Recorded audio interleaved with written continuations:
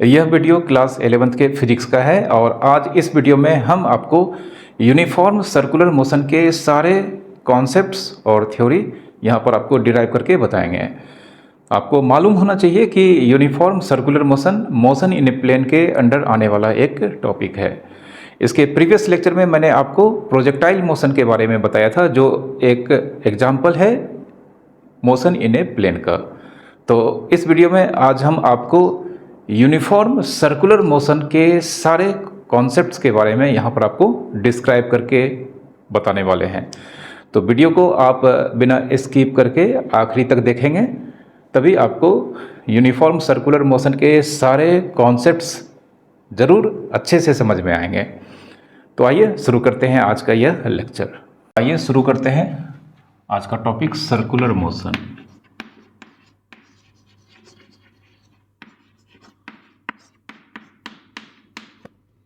और यहाँ पर हम जिस सर्कुलर मोशन के बारे में स्टडी करेंगे वह यूनिफॉर्म सर्कुलर मोशन का केस होगा। ठीक है, तो इसे हम यहाँ पर लिख देते हैं यूनिफॉर्म। अब कब सर्कुलर मोशन यूनिफॉर्म होगा ये आपको थोड़ी देर के बाद मालूम होगा। तो सबसे पहले हम जानते हैं कि कोई भी बॉडी का मोशन कब सर्कुलर मोशन में कहलाएगा। ठीक है, तो इसे समझने के लिए हम क्या करेंगे कि एक पथ लेते हैं, जिसका शेप सर्कुलर है, मतलब एक सर्कल है। ठीक है, एक पथ जिस पर कोई बॉडी मूव करेगा या मूव करता है, उस पथ को हम यहाँ पर मान के चलते हैं कि यह एक सर्कुलर पथ, मतलब एक सर्कल का सरकमफ्रेंस है। तो अब कोई भी बॉडी किसी सर्कुलर पथ के सरकमफ्रेंस के अलोंग अगर मूव करता है किसी एक डायरेक्शन में, मतलब या तो क्लॉकवाइज, जैसे अगर हम इस डायरेक्शन में मूव कर सकते हैं या इस डायरेक्शन में मूव कर सकते हैं। तो अगर कोई भी बॉडी किसी सर्कल के सरकमफ्रेंस के अलोंग एंटी क्लॉकवाइज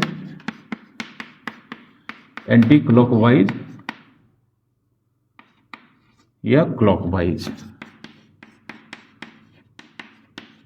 ठीक है, किसी एक सेंस ऑफ रोटेशन में मूव करता है किसी भी सर्कल के सरकमफ्रेंस के अलोंग, या तो एंटी क्लॉकवाइज या क्लॉकवाइज डायरेक्शन में सर्कल के सरकमफ्रेंस पे अगर कोई भी बॉडी मूव कर रहा होता है तो हम उसके मोशन को सर्कुलर मोशन कहते हैं।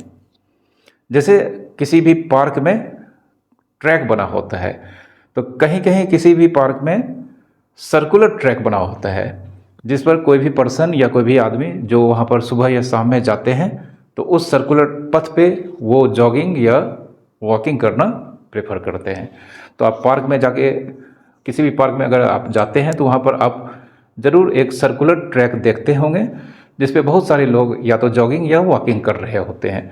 तो उस सर्कुलर पथ के सरकमफ्रेंस के अलोंग वह किसी एक पर्टिकुलर सेंस ऑफ डायरेक्शन, या तो क्लॉकवाइज या तो एंटी क्लॉकवाइज या क्लॉकवाइज डायरेक्शन में मूव कर रहे होते हैं। तो इस तरह के मोशन जिस बॉडी के पास भी होगा उसके मोशन को हम सर्कुलर मोशन के नाम से जानते हैं। ठीक है, यह तो हो गया सर्कुलर मोशन के बारे में। अब सर्कुलर मोशन के बारे में आपको मालूम होना चाहिए कि यह मोशन इन प्लेन का एग्जाम्पल है। क्योंकि स्ट्रेट लाइन में तो यह पथ स्ट्रेट लाइन तो है नहीं। तो अगर हम यहाँ पर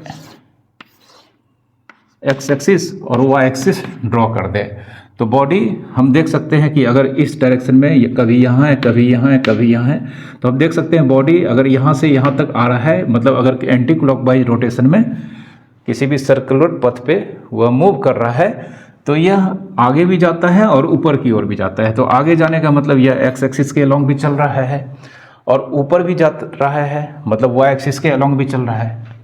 तो इससे यह वेरीफाई होता है कि circular motion in a plane का एक एग्जाम्पल है। ठीक है, जिस तरह से projectile motion in a plane का एग्जाम्पल था, ठीक उसी तरह से यहाँ पर सर्कुलर मोशन भी मोशन इन ए प्लेन का एक अच्छा एग्जाम्पल है। ठीक है, तो सर्कुलर मोशन के बारे में आप एग्जाम्पल से समझ चुके हैं। ठीक है, अब हमें क्लास 11th के टॉपिक के अंदर जिस सर्कुलर मोशन के बारे में जानना है, स्टडी करना है, वह यूनिफॉर्म सर्कुलर मोशन है। ठीक है, तो हम यहाँ पर आपको अब यूनिफॉर्म सर्कुलर मोशन के बारे में बताने जा रहे हैं कि यूनिफॉर्म सर्कुलर मोशन कब होता है, किस तरह के सर्कुलर मोशन को हम यूनिफॉर्म सर्कुलर मोशन कहेंगे। ठीक है,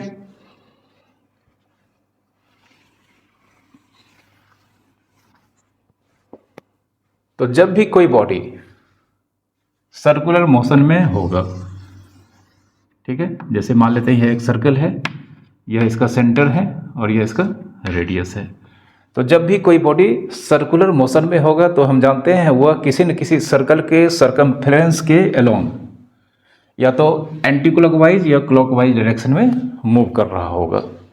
अब कोई भी बॉडी किसी सर्कुलर पथ पे अगर सर्कुलर मोशन में है और वह यूनिफॉर्म सर्कुलर मतलब यूनिफॉर्म स्पीड से अगर मूव कर रहा है इस सर्कुलर पथ पे, इस सर्कल के सरकमफ्रेंस पे, अगर वह यूनिफॉर्म स्पीड से मूव कर रहा होता है, यूनिफॉर्म स्पीड से मूव कर रहा होता का मतलब हो गया कि वह इक्वल टाइम इंटरवल, हर इक्वल टाइम इंटरवल में वह सर्कल पे इक्वल डिस्टेंस ट्रेवल करता है। सर्कल के सरकमफ्रेंस पे जो वह ट्रेवल करता है वह हर इक्वल टाइम इंटरवल में जो डिस्टेंस ट्रेवल करता है वह अगर इक्वल होता है तो इस केस में उसके सर्कुलर मोशन को यूनिफॉर्म सर्कुलर मोशन कहा जाता है। ठीक है, जैसे अगर हम मान लें कि एक सर्कुलर पथ है कुछ इस तरह का, कोई बॉडी इस तरह से मूव कर रहा है, यहाँ पर इस तरह से, इस रोटेशन मतलब एंटी क्लॉकवाइज रोटेशन में मूव कर रहा है और हर एक सेकेंड में मान लेते हैं वह 2 मीटर 2 मीटर 2 मीटर, ठीक है, हर एक सेकेंड में वह 2 मीटर, कभी यहाँ, पहले यहाँ था फिर यहाँ आ गया, पहले यहाँ आ गया फिर यहाँ आ गया फिर यहाँ आ गया। ठीक है, तो हर एक सेकेंड में वह इस सर्कुलर पथ पर मतलब सर्कल, हर एक सेकेंड में वह इस सर्कल के सरकमफ्रेंस पे 2 मीटर का डिस्टेंस ट्रेवल करता है। तो इस तरह का मोशन को यूनिफॉर्म सर्कुलर मोशन कहा जाएगा। या फिर से एक दूसरा सर्कुलर पथ है और कोई बॉडी यहाँ पर मान लेते हैं क्लॉकवाइज डायरेक्शन में मूव कर रहा है इस सर्कुलर पथ पे, और मान लेते हैं वह कुछ इस तरह से मूव कर रहा है कि हर 2 सेकेंड में मान लेते हैं यह 5 मीटर ट्रेवल करता है। हर 2 सेकेंड में अगर यह इस सर्कुलर पथ के सरकमफ्रेंस पर एंटी क्लॉकवाइज डायरेक्शन में अगर 5 मीटर का डिस्टेंस ट्रेवल करता है तो इस केस में भी उसके मोशन को यूनिफॉर्म सर्कुलर मोशन के नाम से जाना जाएगा। ठीक है, तो अब आप यूनिफॉर्म सर्कुलर मोशन को कुछ इस तरह से डिफाइन कर सकते हैं कि कोई भी बॉडी अगर यूनिफॉर्म सर्कुलर मोशन में है तो वह एक सर्कुलर पथ के सरकमफ्रेंस के अलोंग या तो क्लॉकवाइज या एंटी क्लॉकवाइज डायरेक्शन में मूव कर रहा होगा इस तरह से कि उसका स्पीड यूनिफॉर्म होगा, स्पीड नॉट वेलोसिटी, उसका स्पीड हमेशा यूनिफॉर्म होगा उस सर्कुलर पथ पे। ठीक है, ये यूनिफॉर्म सर्कुलर मोशन का डेफिनेशन या एग्जांपल आप कर सकते हैं। ठीक है, तो इसे आप डिफाइन कर सकते हैं कुछ इस तरह से कि a body is said to be in uniform circular motion if it moves on a circular path with uniform speed either clockwise और एंटी क्लॉकवाइज रोटेशन। ओके, अब यहाँ पर यूनिफॉर्म सर्कुलर मोशन में अगर कोई बॉडी होता है तो उसके पास 2 तरह का वेलोसिटी होता है, एक एंगुलर वेलोसिटी और एक लीनियर वेलोसिटी। तो सबसे पहले हम यहाँ पर कुछ टर्मिनोलॉजी जो सर्कुलर मोशन से रिलेटेड है उसे एक एक करके जान लेते हैं, फिर हम आपको मतलब वेलोसिटी और एंगुलर वेलोसिटी के बारे में बताएंगे। ठीक है,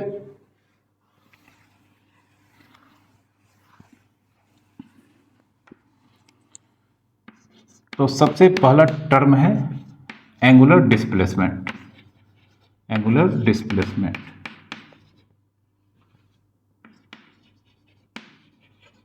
एंगुलर डिस्प्लेसमेंट क्या होता है इसको हम आपको समझा देते हैं।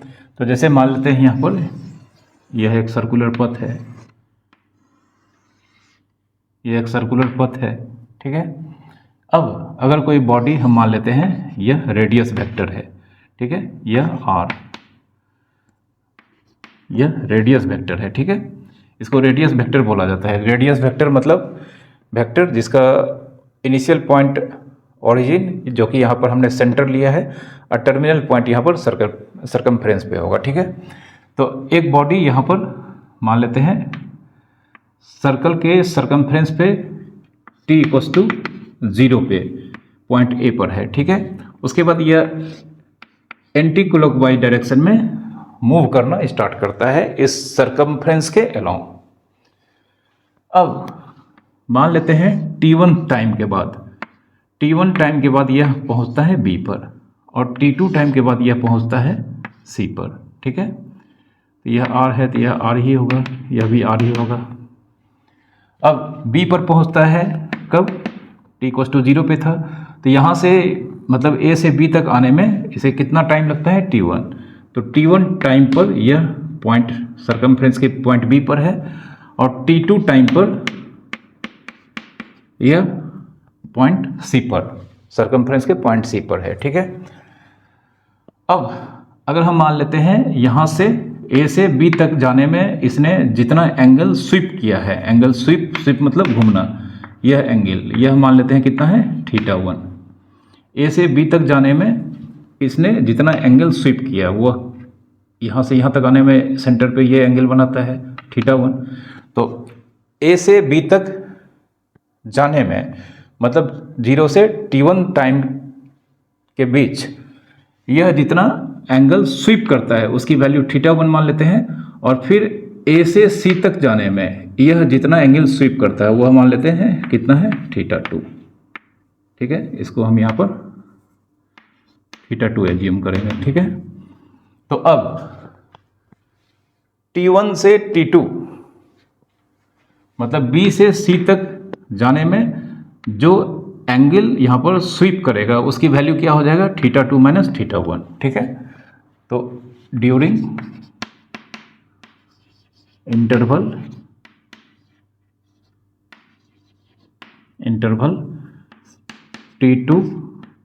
t1 to t2 that is delta t, जिसकी वैल्यू हम कह सकते हैं θ2 माइनस θ1। तो कितना समय में, t1 से t2 समय में, t1 से t2 समय के बीच, t1 से t2 समय के बीच मतलब जो टाइम का गैप होगा डेल्टा t से रिप्रेजेंट करते हैं, इसकी value t2 minus t1। Angle sweep जितना एंगल स्वीप करता है तो t1 से t2 तक पहुंचने पे मतलब b से c तक पहुंचने में यह जितना एंगल स्वीप करता है वह यह है, ठीक है। तो इस एंगल को निकालने के लिए हम जानते हैं इस एंगल को माइनस करना होगा और यह एंगल को हमने कितना एज्यूम किया था यहाँ पर θ2 और इस एंगल को हमने कितना एज्यूम किया है, θ1, ठीक है। तो एंगल स्वीप इक्वल्स टू कितना, θ2 माइनस θ1, जिसको हम डेल्टा थीटा से रिप्रेजेंट करते हैं, ठीक है।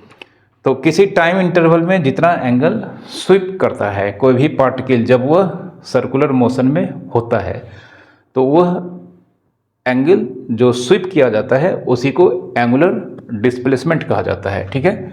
तो यहाँ पर डेल्टा थीटा यही कहा जाएगा, क्या कहा जाएगा, angular displacement in time interval delta T, ठीक है। तो यह एंगुलर डिस्प्लेसमेंट था, ठीक है। और इस दरमियान जो लीनियर डिस्प्लेसमेंट होगा, लीनियर डिस्टेंस जो ट्रेवल किया जाएगा BC, इसको हम मान लेते हैं डेल्टा S जो किसके बराबर होगा, arc BC delta S distance travelled in interval delta t. इस डेल्टा टी टाइम इंटरवल में जो डिस्टेंस ट्रेवल किया जाता है वह आर्क BC के लेंथ, जिसे हम यहाँ पर डेल्टा S एज्यूम करके चल रहे हैं, ठीक है। इसे डिस्टेंस ट्रेवल कहा जाता है। यह distance travel basically linear distance होता है, ठीक है।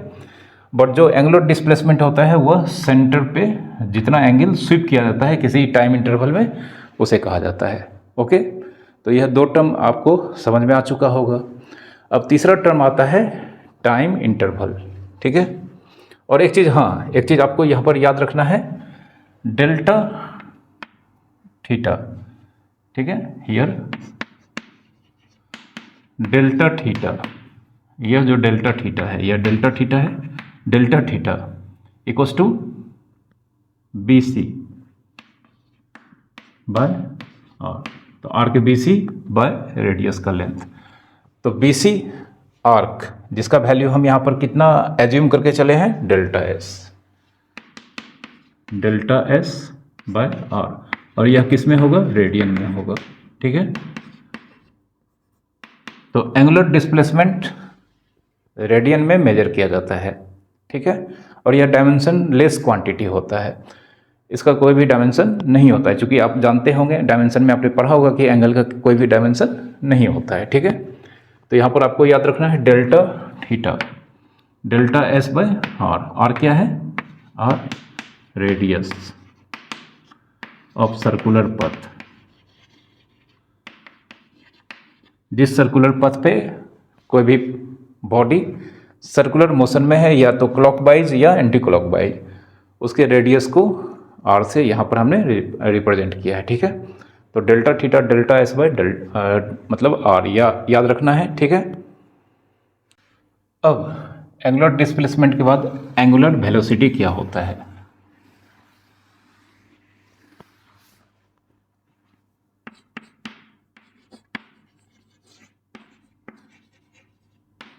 Angular velocity,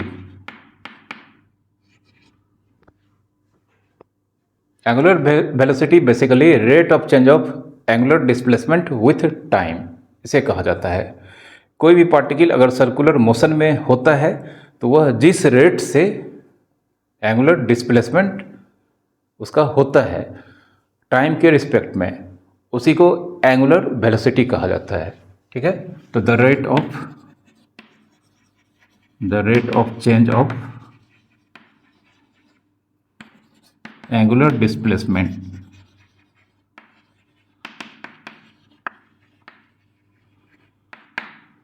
with respect to with time, the rate of change of angular displacement with time, इसे एंगुलर वेलोसिटी कहा जाता है, ठीक है। और इसे डिनोट किया जाता है ओमेगा से, ठीक है। तो अब डेल्टा थीटा मतलब theta two minus theta one, यह क्या है, यह एंगुलर डिस्प्लेसमेंट है, एंगुलर डिस्प्लेसमेंट।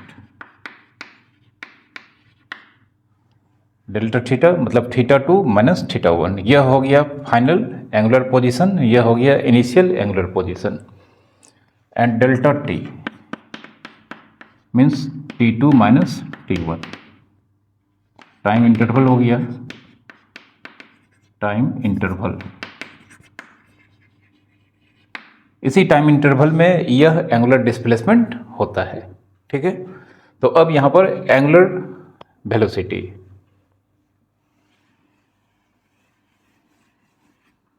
तो यहां पर देयरफॉर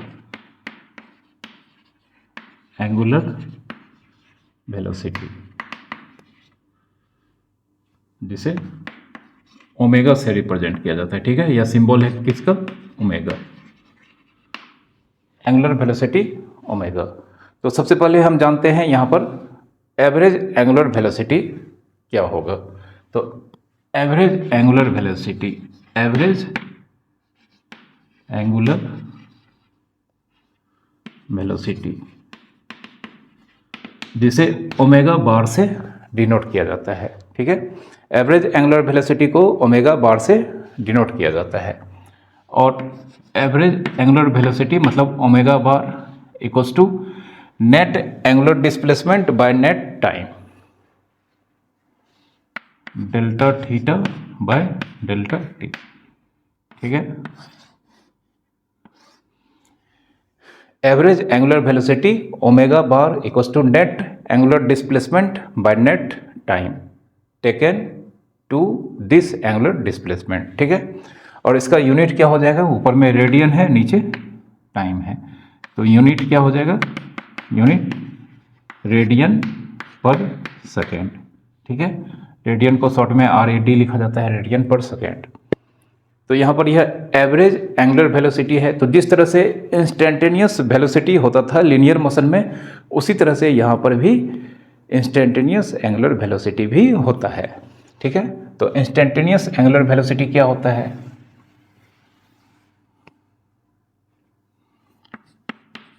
इंस्टेंटेनियस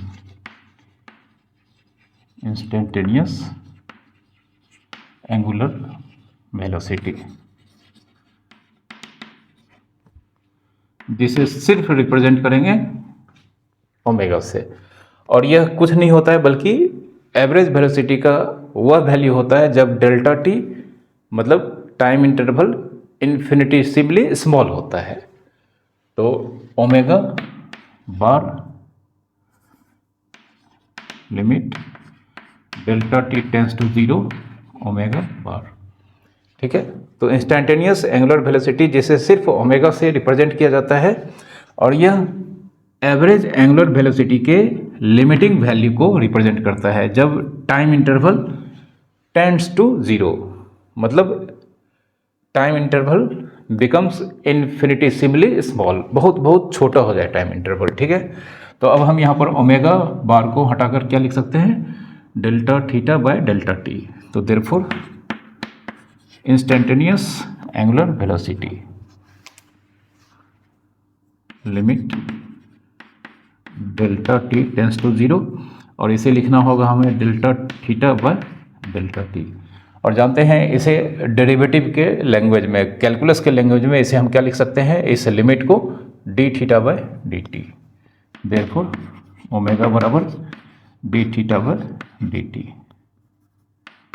ठीक है। तो यह एंगुलर इंस्टेंटेनियस एंगुलर वेलोसिटी का यहाँ पर फॉर्मूला है, ठीक है। इसको आपको याद रखना है।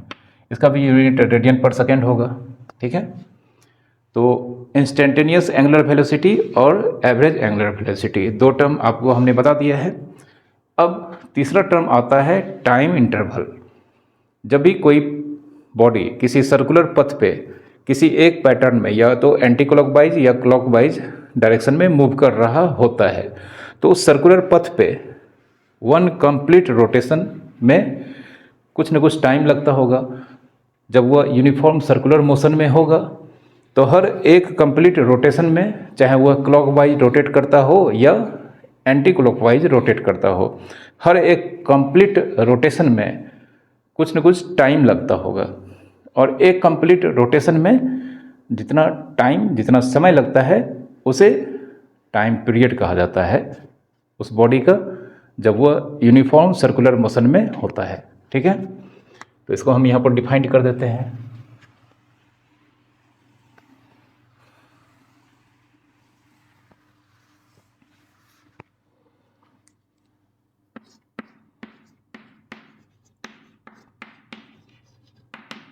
टाइम पीरियड, इसे कैपिटल टी से डिनोट किया जाता है। और यह क्या होता है, यह यूनिफॉर्म सर्कुलर मोशन में जब कोई बॉडी होता है तो वन कंप्लीट रोटेशन में, चाहे वह क्लॉकवाइज होता हो या एंटी क्लॉकवाइज, किसी भी सेंस में बॉडी रोटेट कर रहा हो, एक कंप्लीट रोटेशन में जितना टाइम बॉडी लेता है, that time is called time period for the circular motion. The time taken to take one complete revolution,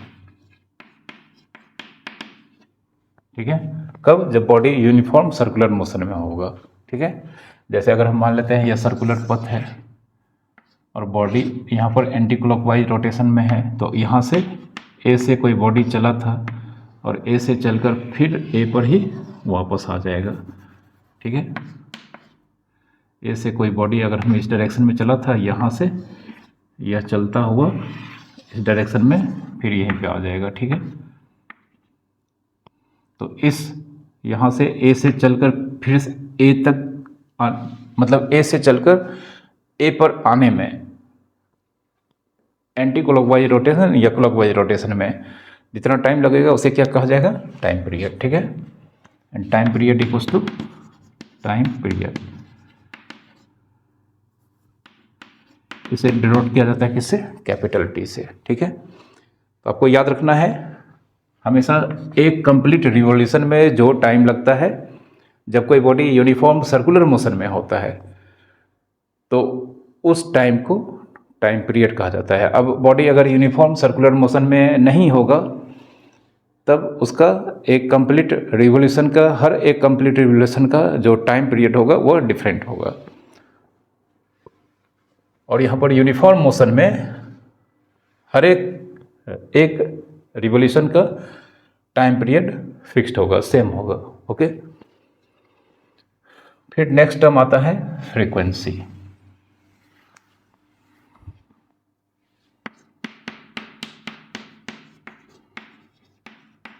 frequency जिसे न्यू से रिप्रेजेंट करते हैं, ठीक है, और कभी कभी एफ से भी रिप्रेजेंट करते हैं। यह सिंबल आपको याद रखना है, यह सिंबल क्या है, न्यू, ठीक है। तो फ्रीक्वेंसी को जनरली न्यू से रिप्रेजेंट किया जाता है, कभी कभी एफ से भी रिप्रेजेंट किया जाता है। फ्रीक्वेंसी क्या होता है कि एक सेकेंड में कितना बार रिवॉल्यूशन होता है। कोई भी पार्टिकल अगर सर्कुलर मोशन में है तो एक सेकेंड में वह कितना बार रिवॉल्व करता है उसका वैल्यू, जैसे एक सेकेंड में मान लेते हैं 50 टाइम्स रिवॉल्व करता है, कंप्लीट रिवॉल्यूशन करता है, तो फ्रीक्वेंसी का वैल्यू 50 होगा। या एक सेकेंड में मान लेते हैं हम 3.5 टाइम्स वह रिवॉल्व करता है, मतलब 3 कंप्लीट चक्कर मारता है फिर आधा चक्कर मारता है, तो 3.5 रिवॉल्यूशन उसका फ्रीक्वेंसी होगा। बट आपको याद रखना है कि एक सेकेंड में जितना रिवॉल्यूशन कोई भी पार्टिकल सर्कुलर पथ पे जब वह यूनिफॉर्म सर्कुलर मोशन में होता है तो एक सेकेंड में जितनी बार वह रिवॉल्व करता है, चाहे वह कंप्लीट रिवॉल्यूशन ही हो या कंप्लीट नहीं हो, हाफ हो, 1/3 हो, तो उस नंबर ऑफ रिवॉल्यूशन की value in 1 second is called frequency. Total number of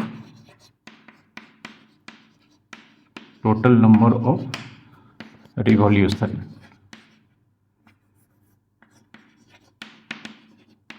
in 1 second, ठीक है। Total number of revolution in 1 second क्या कहलाएगा, फ्रीक्वेंसी कहलाएगा, ठीक है।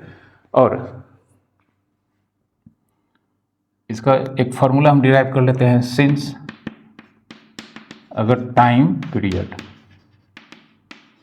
इक्वल्स टू टी, मान लेते हैं टी सेकेंड, टाइम पीरियड अगर मान लेते हैं कोई भी पार्टिकल जब यूनिफॉर्म मोशन में है, यूनिफॉर्म सर्कुलर मोशन में है तो उसका टाइम पीरियड हम मान लेते हैं कितना है, टी तो जानते हैं, इसको रिप्रेजेंट करने का सिंबल है, और यह टी हम यहाँ पर सेकेंड में लेने जा रहे हैं, ठीक है। तो अब सिंस अब टाइम पीरियड मतलब टी सेकेंड है, मतलब इस टी सेकेंड में जो नंबर ऑफ रिवॉल्यूशन होगा वह कितना होगा, 1 कंप्लीट रिवॉल्यूशन होगा। एक कंप्लीट रिवॉल्यूशन में जो टाइम लगता है उसे ही टाइम पीरियड कहा जाता है। तो since in T second number of revolution कितना है, 1। टी सेकेंड मतलब जो टाइम पीरियड है उस टी टाइम पीरियड जो कि सेकेंड में लिया गया है, नंबर ऑफ रिवॉल्यूशन कितना है, 1 है। तो देयरफॉर यूनिटरी मेथड से इन 1 सेकेंड नंबर ऑफ रिवॉल्यूशन कितना हो जाएगा, 1/t। यूनिटरी मेथड आप मतलब स्कूल के क्लासेस में आपने पढ़ा होगा कि टी सेकेंड में नंबर ऑफ रिवॉल्यूशन 1 है तो 1 सेकेंड में नंबर ऑफ रिवॉल्यूशन कितना हो जाएगा, 1/t। और 1 सेकेंड में जो नंबर ऑफ रिवॉल्यूशन होता है उसे क्या कहा जाता है, फ्रीक्वेंसी कहा जाता है। तो यहाँ पर 1 सेकेंड में नंबर ऑफ रिवॉल्यूशन 1/t यह फ्रीक्वेंसी के वैल्यू को रिप्रेजेंट करता है, ठीक है। तो देयरफॉर यहाँ पर हम कह सकते हैं 1 second in 1 second number of revolution जो कि फ्रीक्वेंसी को रिप्रेजेंट करता है। तो देयरफॉर हम यहाँ पर 1/t जो कि नंबर ऑफ रिवोल्यूशन है 1 सेकेंड में, यह फ्रीक्वेंसी के वैल्यू को यहाँ पर रिप्रेजेंट करता है। तो therefore mu equals to 1/t, ठीक है। और 1/t मतलब 1 बाय टाइम, फ्रीक्वेंसी का यूनिट ऑफ यहाँ पर फ्रीक्वेंसी, देयरफॉर यहाँ पर यूनिट ऑफ न्यू बराबर 1/सेकेंड, जिसे पर सेकेंड भी कहा जाता है, ठीक है। और यहाँ पर सेकेंड को ही हर्ज कहा जाता है, कॉल्ड हर्ज, ठीक है। फ्रीक्वेंसी का यूनिट क्या होता है? हर्ज होता है, HERTZ, ठीक है। फुल फॉर्म है, शॉर्ट में नाम है इसका HZ, ठीक है। और यहाँ पर हर्ज का मतलब आपको याद रखना है पर सेकेंड, ठीक है। अब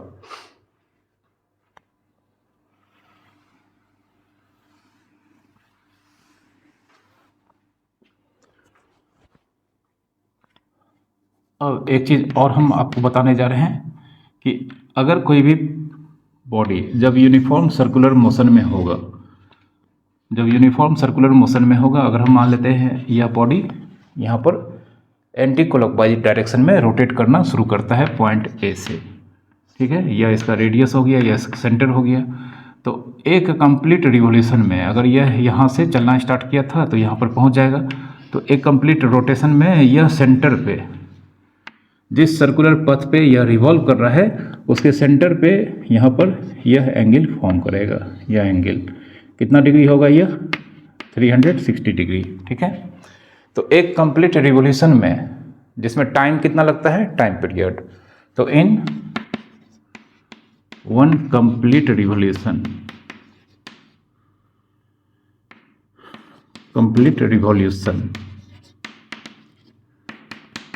टाइम टेकन कितना? टी। टाइम टेकन टी मतलब टाइम पीरियड का वैल्यू होगा, ठीक है। और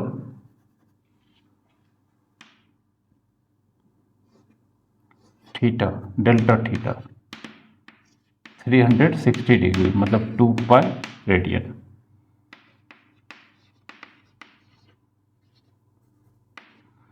डेल्टा थीटा जो यहाँ पर एंगुलर डिस्प्लेसमेंट होगा वह 360 डिग्री, जिसे हम रेडियन में 2 पाई रेडियन लेते हैं, ठीक है। तो अब यहाँ पर सिंस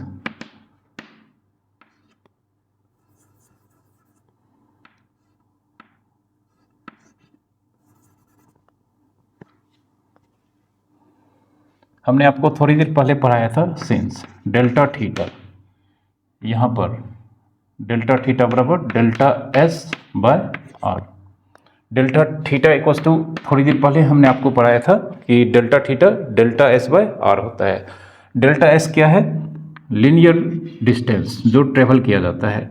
तो जब यहाँ पर डेल्टा थीटा 360 डिग्री होगा मतलब ए से चला था ए पर ही आ जाएगा। तो इस केस में डेल्टा एस जो लीनियर डिस्टेंस होगा इक्वल्स टू सरकमफ्रेंस,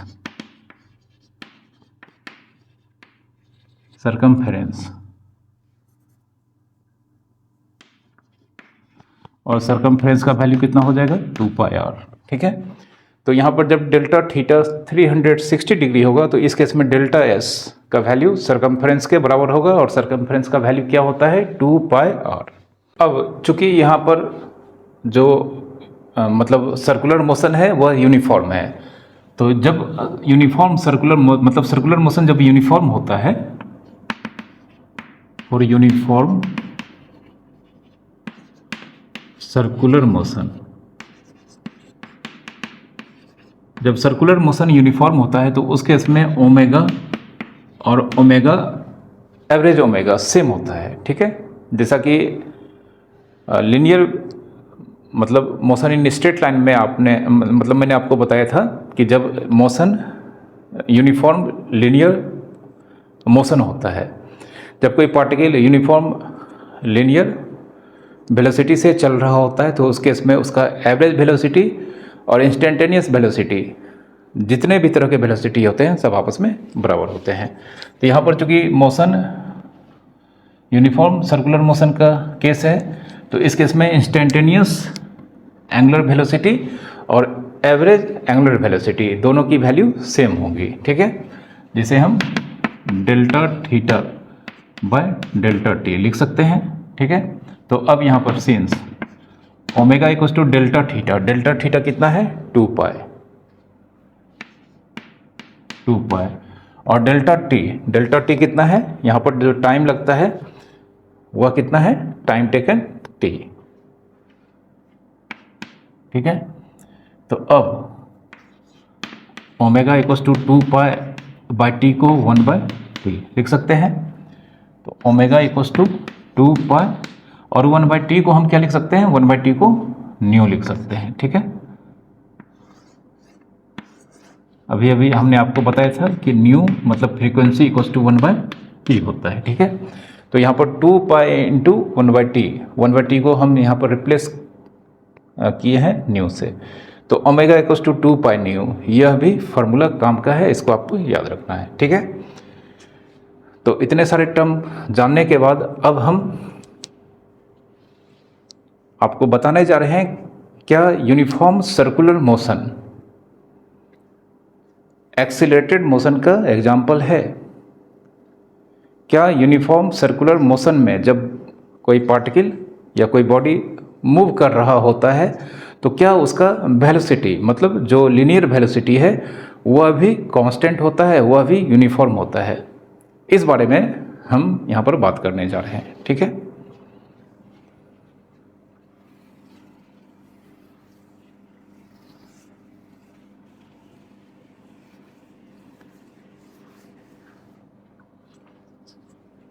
तो जब भी कोई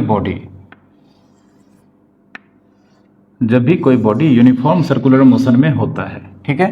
तो जब भी कोई बॉडी यूनिफॉर्म सर्कुलर मोशन में होता है तो हम जानते हैं कि वह बॉडी किसी भी सर्कुलर पथ के सरकमफ्रेंस पर यूनिफॉर्म स्पीड से मूव कर रहा होता है, ठीक है, या तो क्लॉकवाइज डायरेक्शन में या एंटी क्लॉकवाइज डायरेक्शन में। तो क्या उसका लीनियर वेलोसिटी भी यूनिफॉर्म होता है? इसका आंसर है नहीं। क्यों? हम जानते हैं कि अगर मान लेते हैं यहाँ पर ये इस सर्कुलर पथ जिसका रेडियस कितना है और इसका सेंटर मान लेते हैं यहाँ पर है, ठीक है, और यह इसका रेडियस वेक्टर है, और यहाँ पर बॉडी पॉइंट ए से यहाँ पर सर्कुलर पथ पे रिवॉल्व करना स्टार्ट करता है, और रिवॉल्यूशन का जो सेंस ऑफ डायरेक्शन है वह हम एज्यूम करके चलते हैं कि यह एंटी क्लॉकवाइज है, ठीक है। तो अब चूंकि सर्कुलर मोशन तो बॉडी कर रहा है और वह भी यूनिफॉर्म सर्कुलर मोशन में है, तो हम जानते हैं इस केस में जो स्पीड होगा वह भी लेट कर लेते हैं और यह कांस्टेंट होगा। कैसा होगा? कांस्टेंट होगा। मतलब हर पॉइंट पे इसका जो स्पीड होगा, चूँकि हर इक्वल टाइम इंटरवल में इक्वल डिस्टेंस ट्रेवल होता है, बॉडी करता है, तभी हम उसे यूनिफॉर्म सर्कुलर मोशन में कहते हैं। तो स्पीड तो हमेशा यहाँ पर क्या होगा? फिक्स होगा, यूनिफॉर्म होगा, कांस्टेंट होगा, ठीक है। लेकिन वेलोसिटी हम यहाँ पर आपको बताने जा रहे हैं कि वेलोसिटी जैसे पॉइंट ए पर पार्टिकल है तो इस केस में इसका वेलोसिटी का डायरेक्शन टेंजेंशियल होता है, ठीक है। हर पॉइंट पे वेलोसिटी का डायरेक्शन, लीनियर वेलोसिटी का direction along the direction of मतलब टेंजेंशियल डायरेक्शन, टेंजेंट के डायरेक्शन में होगा टुवर्ड्स द मोशन। जिस सेंस ऑफ रोटेशन में मूव कर रहा होगा टेंजेंट में, उसी डायरेक्शन में उसका वेलोसिटी होगा, ठीक है। तो यहाँ पर अगर वेलोसिटी v1 है इस पॉइंट b पर, यहाँ पर भी वेलोसिटी टेंजेंशियल होगा, ठीक है, v2, ठीक है। इस पॉइंट c पर यहाँ पर भी वेलोसिटी टेंजेंशियल होगा, यहाँ पर मान लेते हैं वेलोसिटी कितना है v3, और इस पॉइंट पर वेलोसिटी d, यहाँ पर भी टेंजेंशियल होगा, ठीक है। तो जब बॉडी यूनिफॉर्म सर्कुलर मोशन में होता है तो सर्कुलर पथ के एवरी पॉइंट पे मतलब सरकमफ्रेंस के एवरी पॉइंट पे उसका स्पीड हमेशा सेम होता है, बट हर पॉइंट पे उसका लीनियर वेलोसिटी डिफरेंट होता है। और डिफरेंट होने का वजह है डायरेक्शन। एवरी पॉइंट पे जो लीनियर वेलोसिटी होगा उसका डायरेक्शन हमेशा टेंजेंट के अलोंग होता है, ठीक है। पॉइंट ए पर लीनियर वेलोसिटी का डायरेक्शन, पॉइंट ए पर जो हम टेंजेंट ड्रॉ करेंगे, जैसे हम पॉइंट ए पर हमने ये टेंजेंट ड्रॉ किया है, तो वेलोसिटी का डायरेक्शन यहाँ पर टेंजेंट के अलोंग होगा।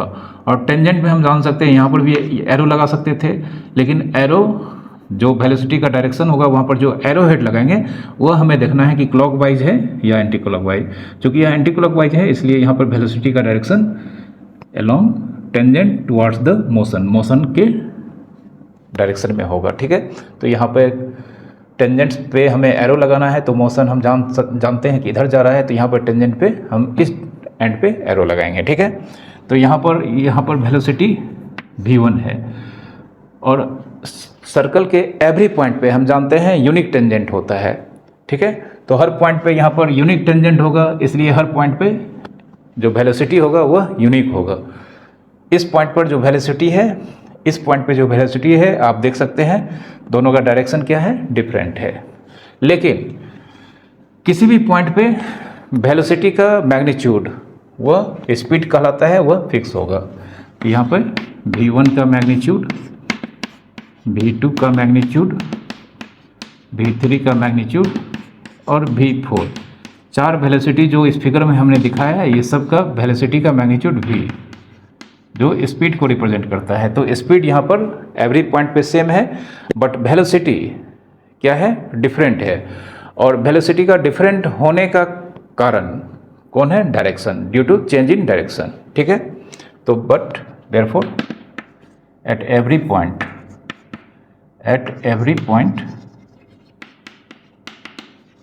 वेलोसिटी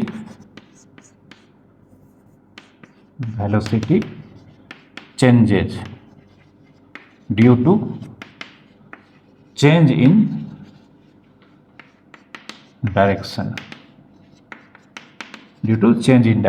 ठीक है। हर पॉइंट पे जो वेलोसिटी होगा वह चेंज करेगा, और चेंज होगा सिर्फ किसके कारण, डायरेक्शन के चेंज होने के कारण। उसके मैग्नीट्यूड में किसी भी तरह का चेंज नहीं होगा। इसलिए हम यहाँ पर देख सकते हैं कि जो भी हमने यहाँ पर वेलोसिटी वेक्टर को ड्रॉ किया है उन सब का लेंथ करीब करीब सेम रखा है, क्योंकि मैग्नीट्यूड सेम है, ठीक है। इसलिए सारे वेक्टर्स को हमने सेम लेंथ का ड्रॉ किया है, ठीक है। यह टेंजेंट और रेडियस परपेंडिकुलर होता है, तो इसे हम यहाँ पर शो कर सकते हैं कि हर पॉइंट पे जो वेलोसिटी होगा वह उस पॉइंट पर, जिस पॉइंट पर वेलोसिटी को हमने यहाँ पर ड्रॉ किया है, उस पॉइंट पे टेंजेंट पे परपेंडिकुलर होगा, ठीक है। तो अब चूंकि यूनिफॉर्म सर्कुलर मोशन में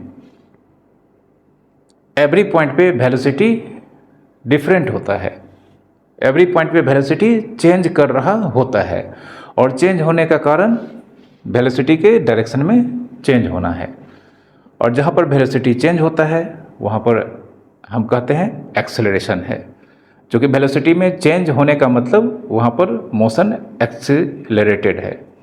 तो यूनिफॉर्म सर्कुलर मोशन में चूंकि एवरी पॉइंट पे वेलोसिटी मतलब लीनियर वेलोसिटी चेंज हो रहा होता है, जिस कारण से हम कह सकते हैं कि uniform circular motion accelerated motion का एग्जाम्पल है। क्योंकि यहाँ पर लीनियर वेलोसिटी लगातार चेंज कर रहा होता है, और वेलोसिटी में चेंज होना मतलब उसके पास एक्सेलरेशन होने का प्रमाण है। तो यूनिफॉर्म सर्कुलर मोशन के एवरी पॉइंट पे चूंकि लीनियर वेलोसिटी कंटिन्यूसली चेंज कर रहा होता है due to change in direction, hence the uniform circular motion is a case of accelerated motion. तो हम इसे लिखेंगे therefore uniform circular motion, uniform circular motion accelerated motion. Uniform circular motion किसका example है, एक्सेलरेटेड मोशन का example है। मतलब यहाँ पर एक्सेलरेशन एग्जिस्ट करता है, ठीक है। यहाँ पर लीनियर एक्सेलरेशन एग्जिस्ट करेगा, जिस एक्सेलरेशन को हम सेंट्रीपिटल एक्सेलरेशन कहते हैं, जिसकी वैल्यू अभी हम इसी लेक्चर में आपको बताएंगे थोड़ी देर में, ठीक है। तो यह चीज़ आपको याद रखना है कि जब सर्कुलर मोशन यूनिफॉर्म होता है तो एवरी पॉइंट पे पार्टिकल का बॉडी का स्पीड सेम होता है, बट एवरी पॉइंट पे वेलोसिटी डिफरेंट होता है। और वेलोसिटी का डिफरेंट होने का कारण है लगातार वेलोसिटी के डायरेक्शन में चेंज होना। और एवरी पॉइंट पे वेलोसिटी का डायरेक्शन हमेशा टेंजेंट के अलोंग होता है, टेंजेंट के अलोंग होगा और टुवर्ड्स द मोशन। अगर क्लॉकवाइज है तो आपको किधर टेंजेंट में एरो लगाना है ये आपको मालूम होना चाहिए, ठीक है। और हर एक वेलोसिटी का, हर एक पॉइंट पे जो वेलोसिटी होगा उसका मैग्नीट्यूड क्या होगा, सेम होगा, बस डायरेक्शन में चेंज होता है। और डायरेक्शन में चेंज होने के कारण वेलोसिटी चेंज होता है, और वेलोसिटी में चेंज होने का मतलब मोशन का एक्सीलरेटेड होना, ठीक है।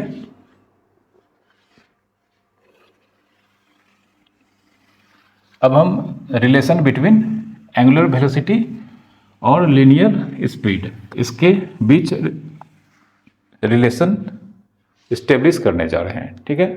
हम यहाँ पर एक सर्कुलर पथ लेने जा रहे हैं। इस सर्कुलर पथ का सेंटर वो है और रेडियस हम मान लेते हैं यहाँ पर और है, ठीक है। अब कोई पार्टिकल है जो यहाँ पर इस सर्कुलर पथ पे हम मान लेते हैं एंटी क्लॉकवाइज डायरेक्शन में यूनिफॉर्म सर्कुलर मोशन से मूव कर रहा है, ठीक है। और इसका स्पीड मान लेते हैं v, ठीक है। यूनिफॉर्म सर्कुलर मोशन में जानते हैं लीनियर स्पीड क्या होता है, फिक्स होता है, तो स्पीड हम v एज्यूम कर लेते हैं, ठीक है। और एंगुलर वेलोसिटी इसे हम ओमेगा एज्यूम कर लेते हैं, ठीक है। अब A से B तक आने में मान लेते हैं यहाँ पर जो linear distance for A to B, A से B तक के मोशन के लिए जो टाइम लगता है, टाइम टेकन कितना मान लेते हैं, डेल्टा टी। एंगुलर डिस्प्लेसमेंट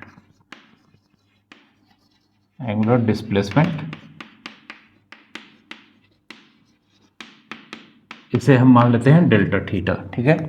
और लीनियर डिस्प्लेसमेंट यहाँ से A से B तक यह डेल्टा एस। A से B तक जो लीनियर डिस्प्लेसमेंट जो कि सरकमफ्रेंस के अलोंग होगा, ठीक ना। लीनियर डिस्प्लेसमेंट नहीं, लीनियर डिस्टेंस डेल्टा एक्स जो किसके बराबर है, आर्क ए बी, फिगर में आर्क ए बी के लेंथ के बराबर है, ठीक है। ये सब डाटा है। स्पीड हमारा कितना है, स्पीड भी है, ठीक है। तो अब हम जानते हैं delta theta equals to delta S by are, ठीक है। ट्रिग्नोमेट्री में क्लास 11th में आपने पढ़ा होगा theta equals to l by r radian, या मैथमेटिकल टूल्स में भी हमने आपको पढ़ाया है theta equals to l by r radian. कोई भी सर्कल अगर यहाँ पर इस तरह का कोई सर्कल है और एक आर्क ए बी जिसका लेंथ एल है, सेंटर पे एंगल थीटा बनाता है, रेडियस आर है, तो theta equals to l by r radian होता है, ठीक है। ये मैथमेटिकल टूल में मैंने आपको बताया है, ठीक है। तो यहाँ पर डेल्टा थीटा, तो since delta theta equals to delta S by are, ठीक है, रेडियन, यह रेडियन होता है, ठीक है। अब delta theta equals to delta S by are, तो इसे हम कुछ इस तरह से लिख सकते हैं, delta theta delta s into 1 by r को हम साइड, यहाँ पर साइड में कुछ इस तरह से लिख सकते हैं, ठीक है। अब दोनों साइड में हम डेल्टा टी से, चूँकि डेल्टा थीटा इस एंगुलर डिस्प्लेसमेंट को ट्रेवल करने में कितना टाइम लगता है, डेल्टा टी, तो हम दोनों साइड यहाँ पर डेल्टा टी से डिवाइड करने जा रहे हैं, ठीक है। तो देयरफॉर यहाँ लिखते हैं डेल्टा थीटा को डेल्टा टी से डिवाइड करते हैं और डेल्टा एस को भी डेल्टा टी से डिवाइड करते हैं 1 बाय आर, ठीक है। दोनों ओर हमने डेल्टा टी से इसे डिवाइड कर दिया है, ठीक है। अब हम क्या करते हैं, यहाँ पर लिमिट लगाते हैं जब हमारा टाइम इंटरवल एक्सट्रीमली स्मॉल मतलब इन्फिनिटेसिमली स्मॉल होगा तब। इस केस में हम यहाँ पर देखते हैं क्या होता है। ठीक है, limit delta T tends to 0 delta theta by delta t, limit delta T tends to 0 delta S by delta t into 1/r। ठीक है, इसे लिख सकते हैं। अब delta theta by delta t, जब डेल्टा टी टेंस टू 0 होता है तो इसे हम क्या लिखते हैं, इसे d theta by d t लिखते हैं। ठीक है, और delta S by delta t, जब डेल्टा टी टेंस टू 0 होता है तो इसे क्या लिख सकते हैं, d s by d t into 1/r। ठीक है, delta theta by delta t, इस लिमिट को हम delta theta by d theta by d t लिखते हैं, जो कि एंगुलर वेलोसिटी के इंस्टेंटेनियस एंगुलर वेलोसिटी के वैल्यू को रिप्रेजेंट करता है, और यह इंस्टेंटेनियस स्पीड के वैल्यू को रिप्रेजेंट करता है। ठीक है, तो अब D theta by d T, जिसे ओमेगा, चूँकि एंगुलर वेलोसिटी कितना है, ओमेगा है, और एंगुलर वेलोसिटी ओमेगा इस केस में एवरेज एंगुलर वेलोसिटी के बराबर भी है, चूँकि वेलोसिटी यहाँ पर सर्कुलर मोशन में हमारा जो मोशन है यूनिफॉर्म है, तो इस केस में यूनिफॉर्म सर्कुलर मोशन के केस में इंस्टेंटेनियस एंगुलर वेलोसिटी हो या एवरेज एंगुलर वेलोसिटी हो, सब आपस में इक्वल होता है।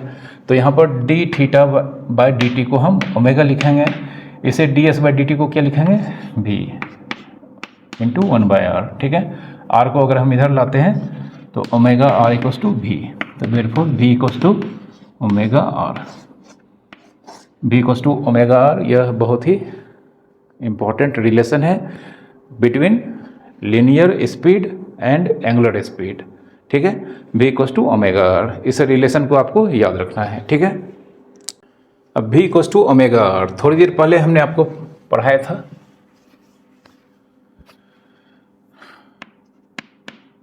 Omega equals to 2 pi nu, थोड़ी देर पहले हमने आपको बताया था omega equals to 2 pi new, तो यहाँ पर हम ओमेगा को रिप्लेस कर सकते हैं 2 पाई न्यू से। ठीक है, तो therefore v equals to omega के प्लेस पे क्या लिख सकते हैं, 2 पाई न्यू r। ठीक है,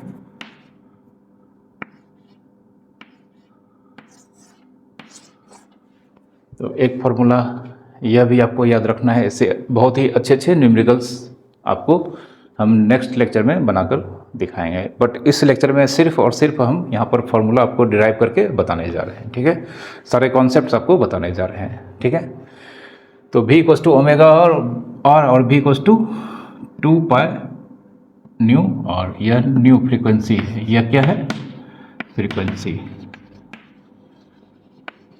और न्यू इक्वल्स टू 1/t होता है। ठीक है, omega equals to 2 pi nu, यह भी आपको याद रखना है। इस चैप्टर में काफ़ी फार्मूला होता है, तो इसलिए आप सारे फार्मूला को याद रखेंगे। ठीक है, अब यह तो लीनियर स्पीड है, v equals to omega into r। अब यहाँ पर वेलोसिटी, जो वेलोसिटी v होगा उसका एंगुलर वेलोसिटी के साथ क्या रिलेशन होगा, यह आपको वेक्टर फॉर्म में हम बता देते हैं, सिलेबस में है नहीं, आपको याद रखना है। ठीक है, also v vector equals to omega, vector form में यहाँ पर v मतलब किसी भी पॉइंट पे वेलोसिटी का फॉर्मूला, ओमेगा जो कि एंगुलर वेलोसिटी है, यह भी, इसका भी डायरेक्शन होता है। इसके लिए आपको वेक्टर का क्रॉस प्रोडक्ट का रूल्स थोड़ा बहुत जानना होगा, तो इसके बारे में हम यहाँ पर ज़्यादा डिस्कस नहीं करने वाले हैं, क्योंकि इस चीज़ को सिलेबस में यहाँ पर नहीं बताया गया है। सिर्फ हम आपको यहाँ पर बताने जा रहे हैं कि वेक्टर भी, velocity vector equals to omega और रेडियस वेक्टर का क्रॉस प्रोडक्ट होगा। ठीक है, और एंगुलर एक्सेलरेशन, यहाँ पर एक टर्म आता है एंगुलर एक्सेलरेशन, इस चीज़ को भी हम आपको बता देते हैं। ठीक है, एंगुलर एक्सेलरेशन।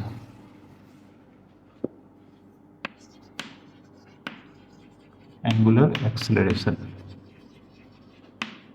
एंगुलर एक्सेलरेशन को अल्फा से रिप्रेजेंट करते हैं। तो जिस तरह से एक्सेलरेशन जो कि लीनियर एक्सेलरेशन होता था, जो rate of change of velocity को रिप्रेजेंट करता था विथ रिस्पेक्ट टू टाइम, तो एंगुलर एक्सेलरेशन यहाँ पर rate of change of angular velocity with respect to time, इसके वैल्यू को रिप्रेजेंट करता है। तो the rate of change of angular velocity with respect to with time, the rate of change of angular velocity with time क्या कहलाता है? Angular acceleration कहलाता है, और अल्फा से इसे डिनोट किया जाता है। ठीक है, अब इसका एक फार्मूला होता है जिसको हम आपको बता देते हैं। अब यहाँ पर अल्फा बार मतलब एवरेज एंगुलर एक्सेलरेशन, इसे हम delta omega by delta t लिख सकते हैं। ठीक है, अब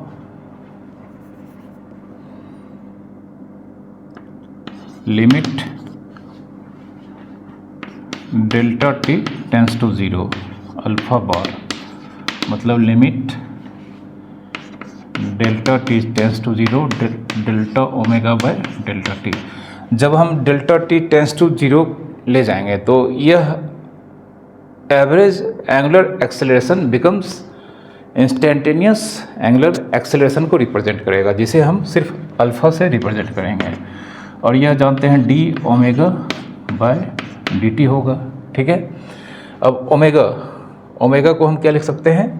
यहाँ से वी बाय आर, तो ओमेगा को हम रिप्लेस कर सकते हैं वी बाय आर से। ठीक है,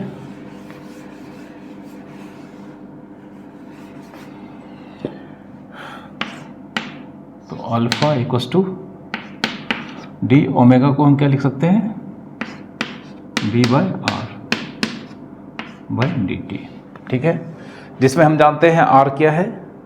आर हमारा यहाँ पर कांस्टेंट है, रेडियस है, तो इसे हम बाहर निकाल सकते हैं। ठीक है, तो alpha 1 by are into d v by d t, इसे हम कुछ इस तरह से लिख सकते हैं। आर मतलब 1 बाय आर, जिसे हम बाहर कर दिए हैं, और यहाँ पर d v by d t, और d v by d t यह क्या कहलाता है? एक्सेलरेशन कहलाता है। ठीक है, तो alpha equals to 1 by are into a, और आर को अगर हम इस ओर ले जाएंगे तो therefore alpha r equals to a, तो therefore a equals to alpha r. तो कह सकते हैं यहाँ पर linear acceleration equals to angular acceleration into radius. एक रिलेशन हमें मिल गया, linear acceleration equals to angular acceleration into radius. ठीक है, यह स्केलर फॉर्म में है, और वेक्टर फॉर्म में कुछ इक्वेशन इस तरह से हो जाएगा, इसको भी आपको याद रखना है। A equals to alpha cross r. ठीक है, यह वेक्टर फॉर्म में है, इसको आपको याद रखना है सिर्फ। इसके बारे में हम डिस्कस नहीं करेंगे, इसके बारे में आप हायर क्लासेस में जब फिजिक्स को स्टडी करेंगे तो बात कर सकते हैं, वहाँ पर आप इसके बारे में जानेंगे। ये सब सिलेबस में है नहीं, बस हम जब वेक्टर फॉर्म में होगा तो इक्वेशन कुछ इस तरह से होगा। ठीक है, और एंगुलर एक्सेलरेशन का यूनिट, एंगुलर एक्सेलरेशन का यूनिट क्या हो जाएगा? रेडियन पर सेकेंड स्क्वायर। ठीक है, यूनिट यहाँ पर लिख देते हैं alpha, unit of alpha radian पर सेकेंड स्क्वायर। ये आपको याद रखना, जैसे मीटर पर सेकेंड स्क्वायर लीनियर एक्सेलरेशन का होता था, उसी तरह से एंगुलर एक्सेलरेशन का यूनिट रेडियन पर सेकेंड स्क्वायर होता है। ठीक है, और यहाँ पर लीनियर एक्सेलरेशन और एंगुलर एक्सेलरेशन के बीच ये रिलेशन होता है, ये भी आपको याद रखना है। ओके, अब हम आपको सेंट्रीपिटल एक्सेलरेशन के बारे में बताने जा रहे हैं। चूँकि मैंने आपको बताया है कि कोई भी बॉडी जब यूनिफॉर्म सर्कुलर मोशन में होता है तो वह एक्सीलरेटेड मोशन के केस को रिप्रेजेंट करता है।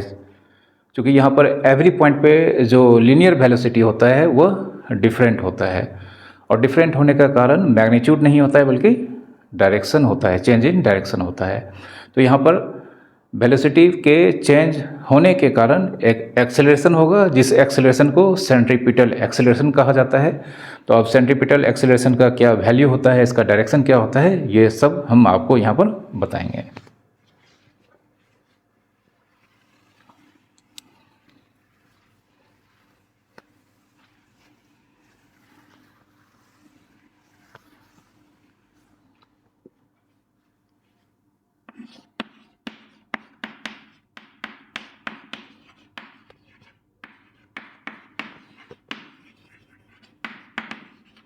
सेंट्रीपिटल एक्सेलरेशन, सेंट्रीपिटल एक्सेलरेशन मतलब एक्सेलरेशन सीकिंग सेंटर, ऐसा एक्सेलरेशन जो सेंटर की तरफ होता है, ठीक है, उसे सेंट्रीपिटल एक्सेलरेशन कहा जाता है। तो ये खैर कहने की बात है, यहाँ पर हम आपको सेंट्रीपिटल एक्सेलरेशन क्या होता है, इसका क्या वैल्यू होगा, मैग्नीट्यूड क्या होगा, डायरेक्शन क्या होगा, ये सब हम आपको बताने जा रहे हैं, ठीक है। तो सबसे पहले हम यहाँ पर क्या करेंगे, एक सर्कुलर पथ लेंगे। ये एक सर्कुलर पथ हमने लिया है, जिसकी रेडियस हम मान लेते हैं यहाँ पर, और इसका रेडियस और, ठीक है, रेडियस और स्पीड, जो पार्टिकल इस पे मूव कर रहा है उसका स्पीड कितना है, v, ठीक है। अब पॉइंट A पर जो पार्टिकल का वेलोसिटी का डायरेक्शन होगा वह जानते हैं कैसा होगा, टेंजेंशियल होगा, यह v1, ठीक है। और इसको थोड़ा सा हम इधर बनाते हैं,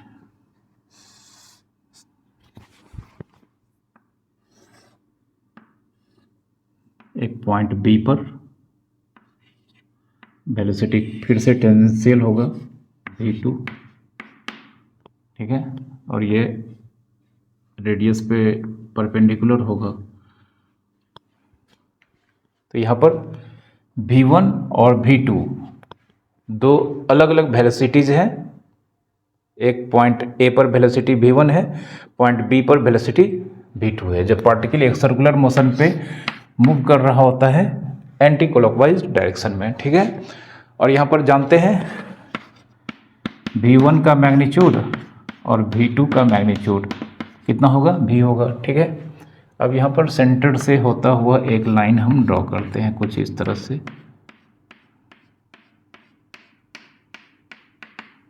ठीक है, और arc A B, arc A B मान लेते हैं delta s, arc A B delta s, इस कॉर्ड को भी मिला देते हैं, कॉर्ड ए बी को हम मिला देते हैं, ठीक है, arc A B delta s and time for A to B, time delta t, time delta t लेते हैं, ठीक है।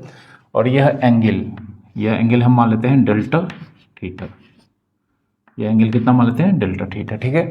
अब वेक्टर, दो वेक्टर वेलोसिटी वेक्टर है, एक ए पर, इसको हम ए पर v1 लिए हैं और b पर वेलोसिटी कितना है, v2 है, ठीक है।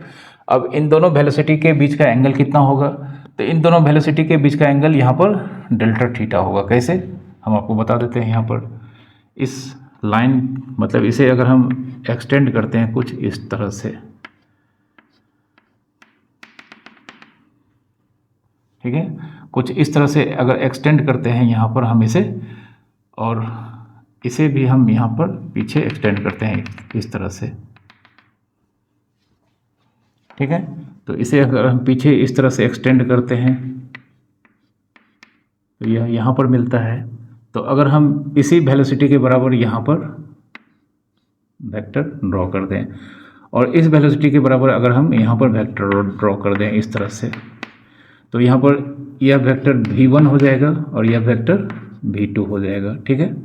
यहाँ से यहाँ तक यह वेक्टर v1 होगा और यहाँ से यहाँ तक यह वेक्टर v2 होगा, ठीक है। तो इन दोनों वेक्टर v1 और v2 के बीच का एंगल v डेल्टा थीटा होगा। कैसे, आप देख सकते, यहाँ पर हम आपको बता देते हैं। यह एंगल 90 है तो यह भी 90 होगा, यह एंगल 90 है। अब इस क्वाड्रिलेटरल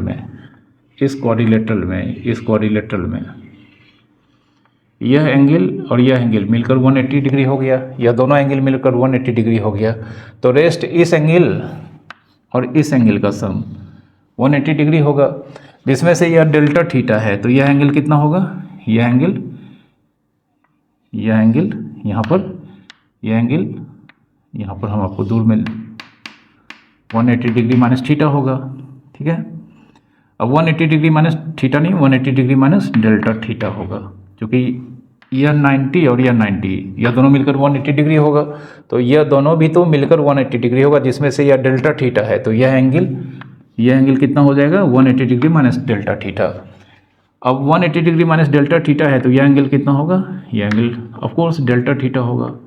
यह एंगल कितना होगा, डेल्टा थीटा।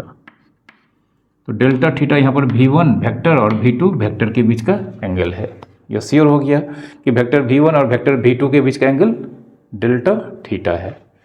तो अब इस वेक्टर के पैरेलल हम यहाँ पर एक वेक्टर बनाएंगे, ठीक है। यह वेक्टर V1 या वेक्टर V1। उसी तरह से इस वेक्टर को यहाँ पर हम इस तरह से बनाएंगे, ड्रॉ करेंगे।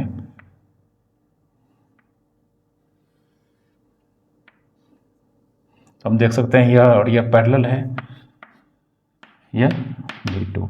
क्योंकि वेक्टर का यह खासियत होता है कि वह फ्री वेक्टर होता है, हम उस वेक्टर को शिफ्ट करके कहीं भी ले जा सकते हैं।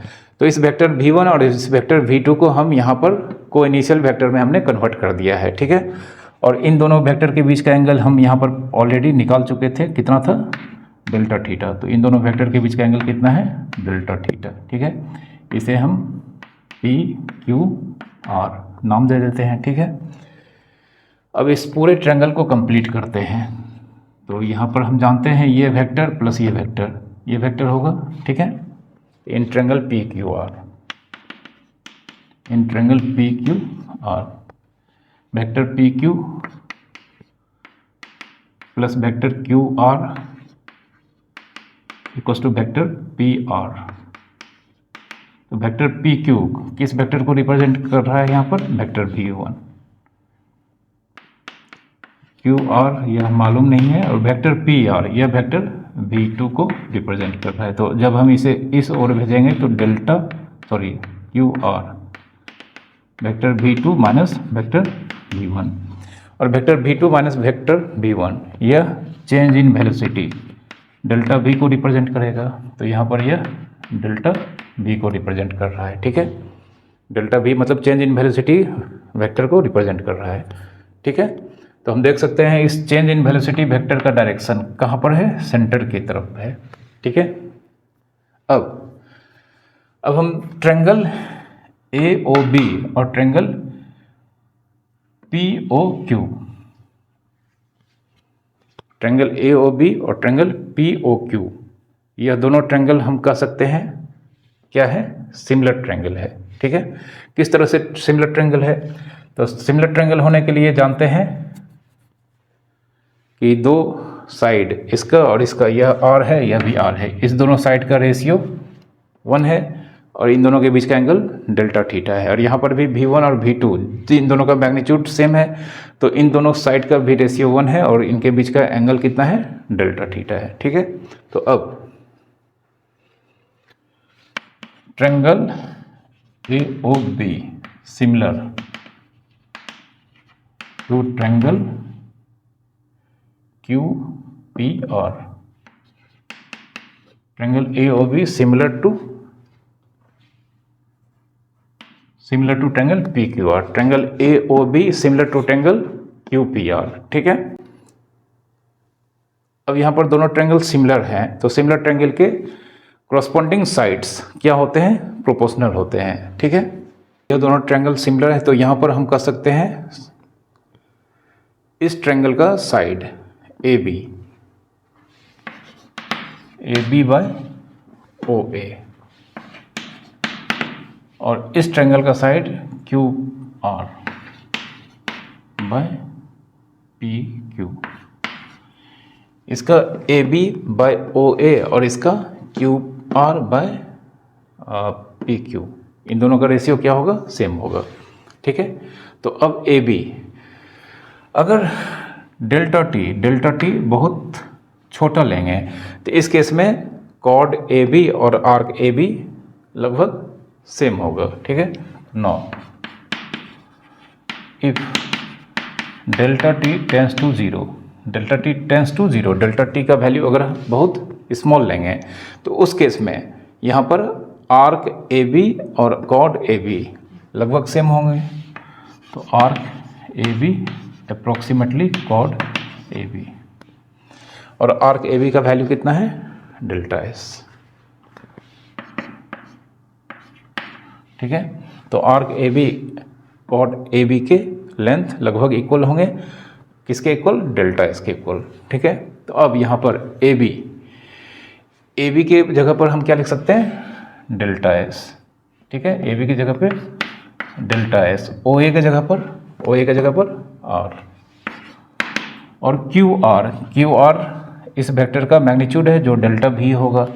ठीक है, और पी क्यू वेक्टर V1 या वेक्टर V2 का मैग्नीट्यूड है जो कितना है, V। P Q vector V1 का मैग्नीट्यूड है, इसे V लिखेंगे। ठीक है, यहाँ तक आप अच्छे से समझ चुके होंगे। अब यहाँ पर हम इस V को इधर लेने जा रहे हैं। ठीक है,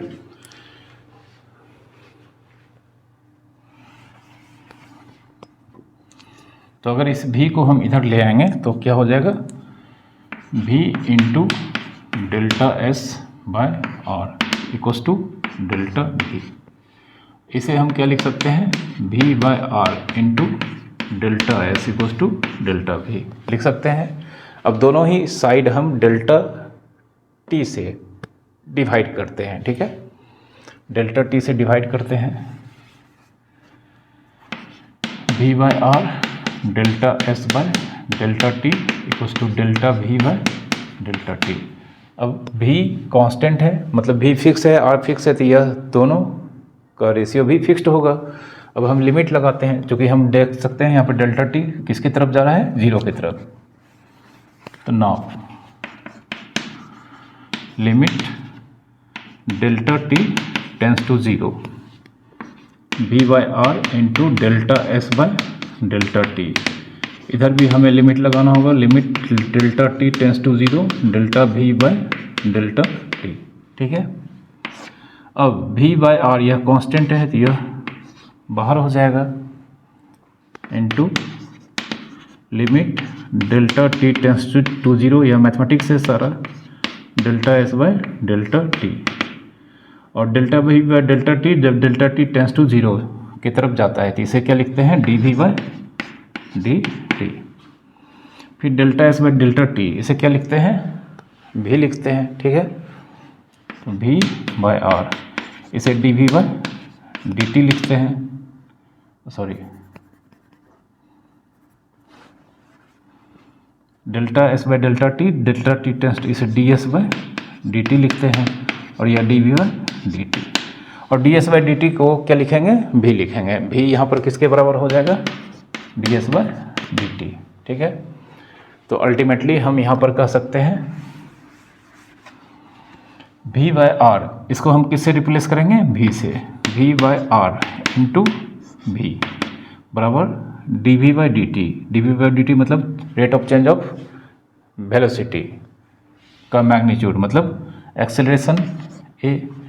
तो therefore A equals to V into V square by are.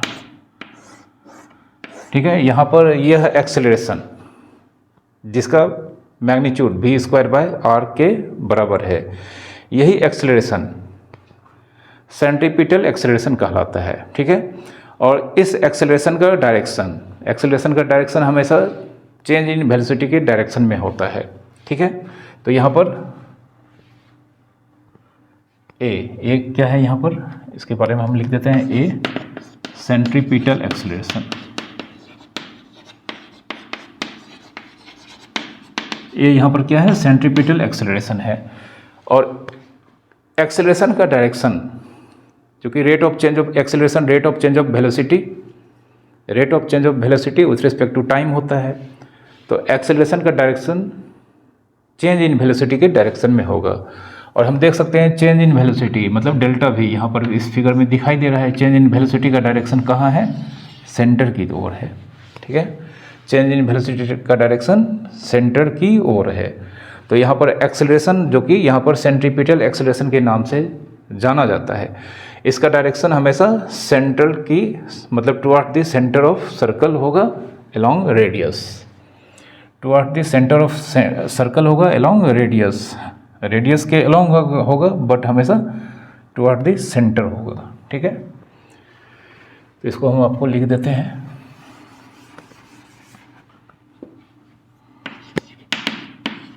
Direction of ए। ठीक है, इस यहाँ पर यह मैग्नीट्यूड है a = v²/r। डायरेक्शन ऑफ ए मतलब centripetal acceleration is in the direction of delta v। Direction of centripetal acceleration जो कि direction of change in velocity यहाँ पर दिखाई दे रहा है फिगर में, toward the centre of the circular पथ towards the center of circular path along the radius के along होगा along the radius। ये आपको याद रखना है कि डायरेक्शन ऑफ सेंट्रीपिटल एक्सेलरेशन हमेशा सर्कुलर पथ के सेंटर की ओर होगा और हमेशा रेडियस के अलोंग होगा। ठीक है, और इसका मैग्नीट्यूड v²/r होगा। ठीक है, तो देयरफॉर एंड ए का magnitude a v²/r।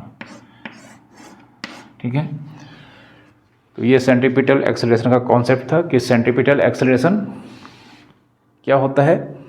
Uniform circular motion में जब कोई बॉडी होता है तो उसका एवरी पॉइंट पे जो वेलोसिटी होता है वह डिफरेंट होता है, और इस डिफरेंट होने का कारण change in direction. Her point पे जो वेलोसिटी का डायरेक्शन होता है वह डिफरेंट होता है, भले ही मैग्नीट्यूड सेम होता है। तो इस वजह से यूनिफॉर्म सर्कुलर मोशन में कोई भी पार्टिकल अगर मूव कर रहा होता है तो उसके मोशन को एक्सीलरेटेड मोशन कहा जाता है। और इस केस में जो एक्सेलरेशन होता है due to change in velocity, उस एक्सेलरेशन को सेंट्रीपिटल एक्सेलरेशन कहा जाता है, जिसका मैग्नीट्यूड v²/r के इक्वल्स होता है। और इस सेंट्रीपिटल एक्सेलरेशन का डायरेक्शन हमेशा उस सर्कुलर पथ के सेंटर की ओर होता है, मतलब toward the centre of the circular path and along the radius of the circular path के डायरेक्शन में होता है। ठीक है, इस चीज़ को हम आपको फिगर बना के कुछ इस तरह से दिखाते हैं।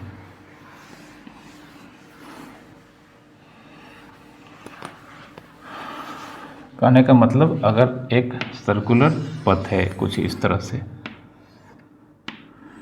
से एक सर्कुलर पथ है। ठीक है, तो अगर पार्टिकल यहाँ पर है, मान लेते हैं ए पर, यहाँ पर बी पर है, यहाँ पर सी पर, जस्ट हम आपको सेंट्रीपिटल एक्सेलरेशन का डायरेक्शन दिखाने के लिए आपको यहाँ पर इस फिगर को बताने जा रहे हैं। तो लेट v1